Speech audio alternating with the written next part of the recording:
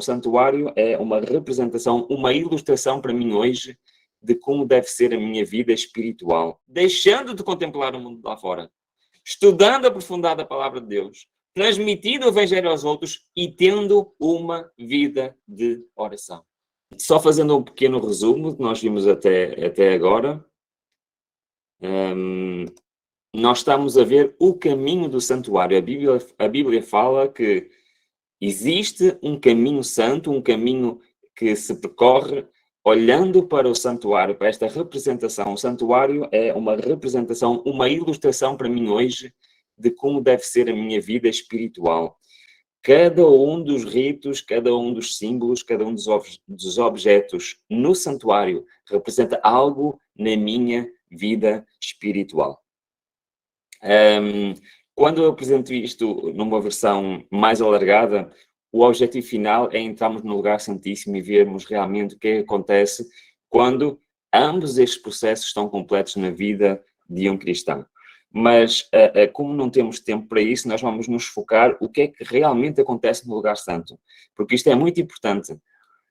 O que acontece no pátio e no lugar santo é aquilo que permite ao cristão cumprir aquilo que está em Apocalipse 3:20, que é abrir a nossa porta, a porta do nosso coração, à presença de Cristo na nossa vida. Através do seu representante, o Espírito Santo, ou seja, sermos verdadeiramente o templo do Espírito Santo. E então estamos a focar exatamente nestes objetos e nestes lugares do caminho do santuário. Rapidamente, nós vimos que temos a justiça que nos é imputada no pátio pela justificação pela fé, ou pelo perdão pela fé, se quiserem. E depois vemos que temos a justiça de Cristo que nos é comunicada. Aonde? No lugar santo, através da santificação. E eu gosto de usar este esquema para nós mentalmente percebermos que são duas coisas diferentes. Uma coisa é recebermos o perdão de Deus, outra coisa é sermos transformados por Deus. Pode acontecer simultaneamente? Pode acontecer simultaneamente. Nós temos exemplos bíblicos e eu conheço pessoas realmente que, quando entregaram a sua vida a Cristo, foi o seu maior momento de, não só de perdão, mas também de transformação na sua vida. E a justiça de Cristo, tomem atenção, a justiça de Cristo é ter tanto a justiça imputada como a justiça comunicada. Está bem? Não é apenas uma, não é apenas outras, são ambas. Só assim é que alguém tem a justiça de Cristo. Justificação pela fé e santificação é o que estamos a falar efetivamente neste fim de semana. E depois vimos que em ambas as situações, eu como cristão e eu como ser humano não tenho nenhuma participação, nem na minha justificação, nem na minha transformação. É 100% obra de Deus. No entanto, eu tenho que dar autorização a Deus para Ele fazer isto em mim. E nós entendemos bem a parte da justificação pela fé, do perdão. Nós sabemos perfeitamente qual é a nossa parte. A nossa parte é o arrependimento, a confissão e o aceitar o perdão de Deus. Mas na santificação, no problema do caráter, muitas vezes nós não entendemos muito bem qual é a nossa parte. Nós até achamos que devemos lutar por nós próprios para sermos santos, e é verdade, nós temos que fazer a nossa parte. Mas a nossa parte são estes 4 hábitos diários. E isto permite a ação de Deus na nossa vida. Assim como arrependimento e confissão permite o perdão está disponível, mas nós temos que permitir a Deus nos perdoar. Na santificação também temos que permitir a Deus para nos transformar. E nós estamos a ver exatamente como fazer isto. E nestes 4 hábitos diários, nós já vimos 2 deles. E hoje vamos ver os outros 2. 2 deles são deixar de ver e ouvir tudo o que é inspirado por Satanás para purificar a nossa mente. Segundo, o estudo diário e aprofundado da Bíblia. Uma das coisas que me intrigava quando eu comecei a estudar teologia e quando muitas vezes também ouvia pessoas que falavam de Deus e eram líderes, mas que claramente não tinham o seu coração consagrado ao Senhor. E eu me perguntava, mas como é que estas pessoas estudam tanto a Bíblia, como é que estas pessoas conhecem tanto e conseguem não acreditar no Deus verdadeiro e conseguem não viver uma vida realmente de acordo com o que está escrito. E eu só entendi isto quando Deus me mostrou o caminho do santuário.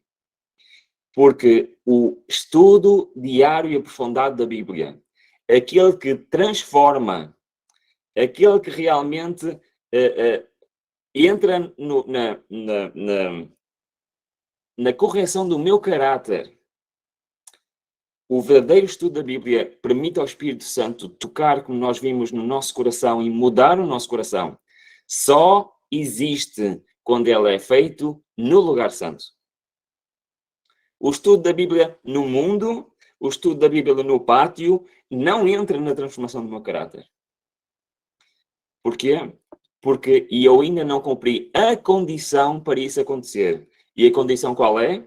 A condição qual é? É eu não estar no mundo, é eu não estar no pátio, mas eu estar no lugar santo, que é um lugar onde não se contempla o mundo lá fora.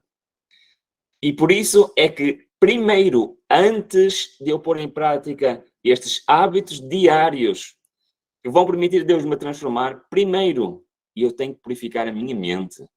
Primeiro eu tenho que deixar de contemplar aquilo que Satanás preparou para me iludir. Não pode haver em simultâneo estudo diário que me vai transformar e contemplar o mundo. Não pode haver. Uma coisa é em sequência à outra. Quais são, então, os outros dois? Faltam-nos estudar, então, o objeto 7, que é o candelabro, e o objeto 8. Como eu vos disse, eu quando apresento isto numa semana, cada mensagem é um objeto. Portanto, vamos a muito mais detalhe. Nós estamos a ver só as partes mais importantes, mas que realmente são aquelas que mais interessam. O que é que representa o candelabro? Todos nós sabemos estas coisas, mas é importante nós vermos esta perspectiva de Deus que nos mostrou e que já está escrito há tantos anos. O que significa o candelabro? Portanto, em João 8,12 diz: falou-lhes, pois, Jesus outra vez dizendo: eu sou a luz do mundo. Quem é a luz? O objetivo do candelabro era iluminar o lugar santo. Nunca se podia apagar a sua luz. Quem é que representa? Cristo. Todos os objetos no santuário, o próprio objeto representa Cristo. No entanto, o que é que isto representa para a minha vida espiritual? Mateus 5, 14, 16 diz: vós sois a luz do mundo, assim resplandeça a vossa luz diante dos homens. Assim como Cristo é a luz do mundo, nós devemos refletir exatamente essa luz. Então, o que é que espiritualmente isto significa? Significa realmente nós sermos literalmente a luz do mundo aqui para este mundo em trevas. Ou seja, apesar de eu estar no lugar santo, eu devo iluminar o mundo lá fora. O que é que isto quer dizer?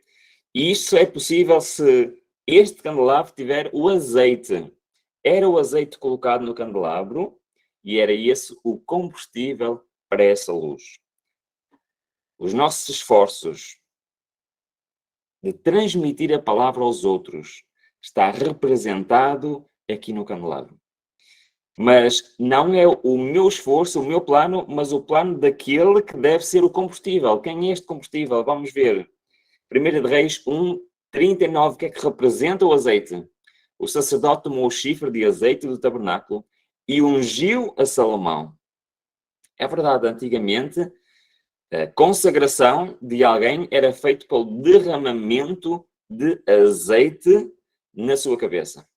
Hoje, a consagração é feita pela uma oração de consagração e imposição de mãos. Mas nesta altura era assim que era feito, com azeite. Porque tinha um símbolo.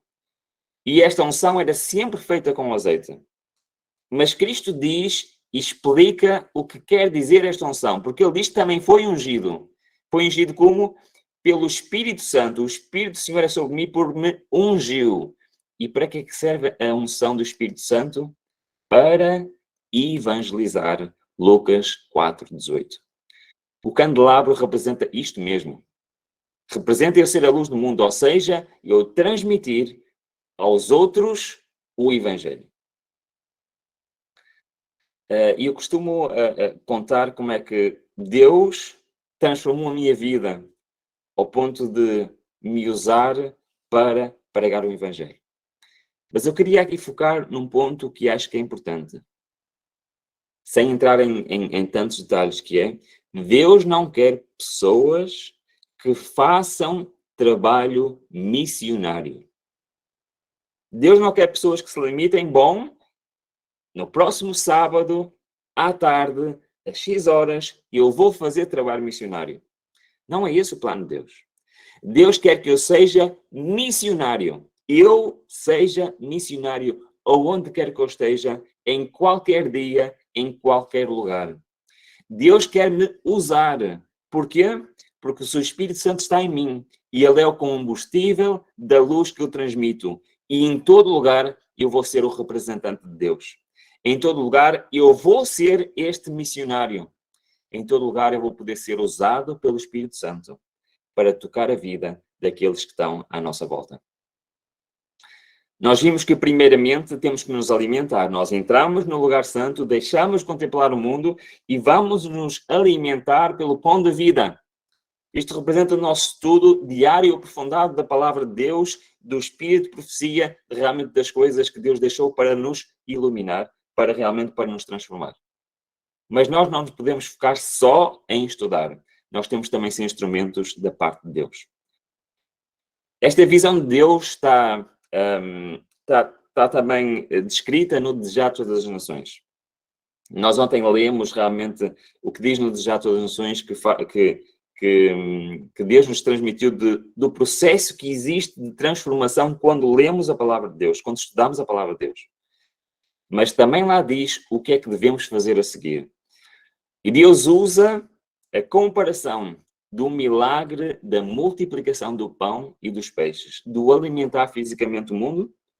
Ele usa essa comparação para como devemos transmitir o Evangelho. Diz o seguinte: o alimento multiplicava-se-lhe nas mãos e nas mãos dos discípulos, estendendo para Cristo. Portanto, Cristo ia partindo o pão e os peixes dos discípulos. O que é que iam fazer? Discípulos que devemos ser nós, iam lá e estendiam as mãos, recebiam do Mestre, estendendo-se para Cristo o próprio pão da vida. É verdade. Nunca ficavam vazias. O diminuto suprimento foi suficiente para todos. Os discípulos foram um meio de comunicação entre Cristo e o povo. Isso deve ser uma grande animação para os discípulos dele hoje em dia. Estão a perceber esta comparação? Então, Jesus estava a partir o pão, a partir os peixes, estava a dar aos discípulos. Isto representa nós a recebemos diretamente de Cristo como pelo estudo da palavra de Deus. E isto deve ser uma representação de como devemos ser nós, os discípulos. Isto deve ser uma grande animação para os discípulos dele hoje. Como? Cristo é o grande centro, a fonte de toda a força. Dele devem os discípulos receber a provisão. Eu, pessoalmente, com Cristo, recebendo diretamente dele. Os mais inteligentes, os mais bem dotados espiritualmente, só podem comunicar, reparem, mesmo as pessoas que têm grande capacidade de falar, mesmo as pessoas que são brilhantes, mesmo as pessoas que são muito inteligentes, que são ricamente dotados, mesmo essas pessoas só podem comunicar à medida que recebem. Se eu não tenho o hábito de estudo diário, de comunhão e de consagração a Deus, eu não posso ser totalmente usado por Deus para transmitir o Evangelho aos outros. Deus até me pode usar pontualmente, Deus até pode realmente usar-me para levar pessoas a Cristo, mas a obra completa que Deus quer fazer na minha vida, Deus quer me usar completamente, não pode ser feito. Porque eu só posso comunicar à medida que recebem. Os discípulos não podiam por eles próprios dar o pão e os peixes àquelas pessoas, àquela multidão. E eles tinham primeiro que ir a Cristo, tinham primeiro que estender as suas mãos, tinham primeiro de ter realmente para poder comunicar. Não podem de si mesmos suprir coisa alguma às necessidades da alma. E somos nós. Não podemos por nós mesmos. Só podemos transmitir aquilo que recebemos de Cristo. E só o podemos receber à medida que comunicamos aos outros. Como assim? É verdade. Eles iam, estendiam as mãos a Cristo e, eventualmente, as suas mãos ficavam cheias. Eles não podiam continuar a receber continuamente. Eles, para receberem mais, tinham que ir transmitir aos outros. Esta é a mensagem que Cristo nos está aqui a dizer. Só podemos transmitir aquilo que recebemos, é verdade, e só podemos receber à medida que comunicamos aos outros. À proporção que continuamos a dar, continuamos a receber. E quanto mais dermos, quanto mais havemos de receber. Assim estaremos de contínuo, crendo, confiando, recebendo e transmitindo. É isto que representa o candelabro na nossa vida. O candelabro representa nós sendo usados pelo Espírito Santo para levar o Evangelho aos outros. No entanto, isto só funciona nesta sequência. Primeiro, eu tenho que deixar de contemplar o mundo lá fora. Segundo, eu tenho que ter um compromisso diário de estudo com Deus. Um compromisso em que eu estudo a palavra de Deus, em que eu tenho a minha mente disponível para as mensagens divinas, em que eu peço a presença do Espírito Santo para esse estudo. E aí, então, Deus pode nos começar a usar como candelabros, como verdadeira luz do mundo. Então, nós já vemos que este processo e estes objetos parecem estar relacionados entre si. E eles estão exatamente no mesmo sítio, estão no candelabro. E nós temos que, quando entramos no lugar santo, do lado direito, o pão, o nosso estudo diário, do lado esquerdo, o candelabro, o nosso... Deus usar-nos para sermos realmente a luz do mundo, o nosso discipulado, se quiserem em uma palavra, mas falta um objeto. Em frente tem aquele que é o objeto, ou se quiserem, o hábito diário mais importante de todos. Todos estes são hábitos diários. E por isso é que eu dizia que os nossos esforços, digamos assim, ao nosso discipulado, não é apenas um dia que marcamos e fazemos. Nós temos que ser missionários. Nós temos que ser realmente vasos de honra nas mãos de Deus. Mas o objeto mais importante é aquele que mais perto está da cortina do lugar santíssimo. E esse objeto é o incensário. Eu quero vos dizer que este é o objeto que mais diferença pode fazer na nossa vida espiritual. O sermos a luz do mundo é realmente muito importante. O nosso estudo diário é realmente muito importante. Nós não contemplamos o mundo é muito importante, mas o mais importante de todos é o objeto do santuário. Nós já vimos o que representa a mesa dos pães, já vimos o que representa o candelabro, o que representa o incensário. Há um só mediador entre Deus e os homens, Cristo Jesus, o homem. Este representa Cristo como nosso mediador. Mediador de quê? Porque espiritualmente o incensário representa o quê para nós? Representa as nossas orações. Suba a minha oração como incenso diante de ti. Nós, nas nossas orações, não temos apenas uma comunicação com Deus, temos também um intercessor. E ambas estas situações estão representadas por este objeto, pelo incensário. Vocês repararam, os ministérios de Cristo no santuário são muitos. E tudo no santuário está representado por ele.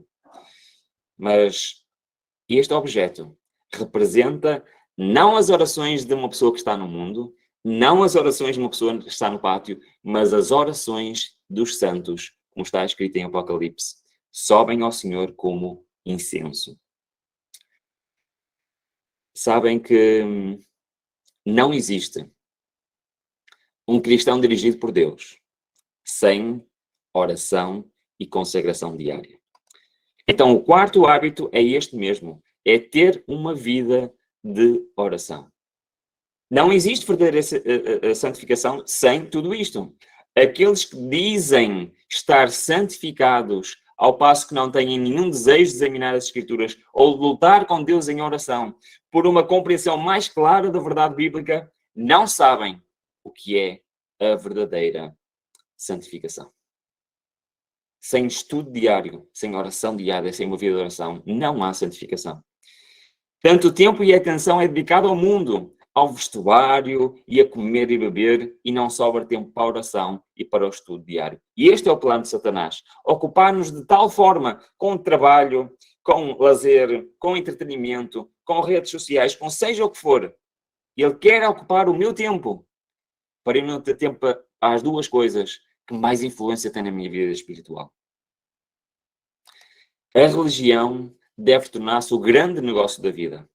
O que é mais importante na nossa vida? Tudo mais deve ficar subordinado a ela. Todas as nossas faculdades morais, físicas, espirituais, devem empenhar-se nesta batalha cristã. Devemos olhar para Cristo em busca de força e graça e ganharemos a vitória tão certamente como Jesus morreu por nós. Sabem porquê é que tantos cristãos não alcançam a vitória? Continuam vivendo a sua vida, mas com os seus defeitos contínuos de caráter, com os seus problemas, com a sua falta de domínio próprio. Porquê? Porque nunca entraram no santuário, nunca participaram neste lugar onde Deus pode transformar o nosso caráter. Havemos de falhar muitas vezes em nossos esforços por copiar o modelo divino. É assim que eu copio o modelo divino. Deus não me pede ainda, reparem, para guardar a lei. A lei ainda está no lugar santíssimo. Muitas vezes nós batizamos as pessoas e dizemos: aqui estão as regras, vai guardar estas regras. Mas não ensinamos às pessoas como chegar lá. É impossível ao ser humano guardar a lei sem passar primeiro pelo processo que Deus desenhou para transformar o ser humano. Mas não devemos desanimar. Cumpre o que é? Orar mais fervorosamente, querer mais plenamente e de novo tentar. Com mais constância, crescer na semelhança do nosso Senhor. É isto. Isto é a nossa luta espiritual. É ser semelhantes a Cristo. E isto só é possível se nós diariamente tivermos uma consagração ao Senhor. Se quisermos desenvolver um caráter que Deus possa aceitar, precisamos formar hábitos corretos na nossa vida religiosa. São estes hábitos que nós estamos a falar. E destes hábitos, qual é o mais importante de todos? A oração diária é tão essencial ao crescimento na graça e mesmo à própria vida espiritual como o alimento temporal ao bem-estar físico. Se nós tivéssemos tempos, eu contava a minha experiência pessoal com Deus ao longo da minha vida pela oração. Tantos milagres eu tenho visto Deus a fazer, não só na minha vida, mas na vida dos que me rodeiam ao longo dos anos, por causa disto mesmo, pela oração diária. E este é o poder da oração. Mas não só na escolha de alguém, não só em decisões. A oração pode transformar a nossa vida completamente. A oração pode fazer de nós verdadeiros missionários. A oração pode fazer de nós verdadeiros cristãos. E a oração entra na transformação do nosso caráter. Sabem? O plano de Deus para a nossa vida é este mesmo. Que o caráter de Cristo substitua o nosso caráter. Sereis aceitos diante de Deus como se não houvessem pecado. Era com uma vida de oração que Enoque andava com Deus. Orai em vosso aposento particular enquanto seguis os vossos afazeres diários e levai muitas vezes a oração a Deus. Era assim que Enoque andava com Deus. Essas orações silenciosas sobem para o trono da graça, qual precioso incenso. Satanás não pode vencer aquele cujo coração de modo se afirma em Deus. Sabem porquê? Porque é que a nossa oração tem que ser diária? Porque a oração tem prazo de validade. É um bocado estranho o que eu ia dizer. E eu não posso orar hoje para que o Senhor abençoe o resto da minha vida. E então não preciso de orar mais. Deus vai abençoar o resto da minha vida. Não. Todos os dias eu tenho que me consagrar ao Senhor.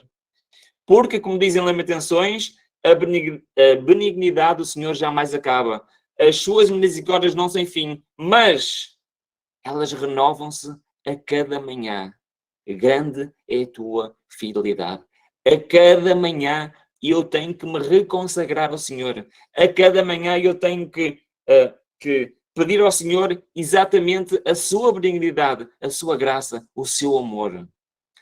É por isso que o processo de santificação é para toda a vida. Não que demore toda a vida, mas que é necessário que seja posta em prática todos os dias. Todos os dias eu tenho que me santificar ao Senhor. Consagrai-vos ao Deus pela manhã. Fazei disto vossa primeira tarefa. Seja a vossa oração. O nosso momento particular de oração com Deus deve ser a nossa primeira ação do dia.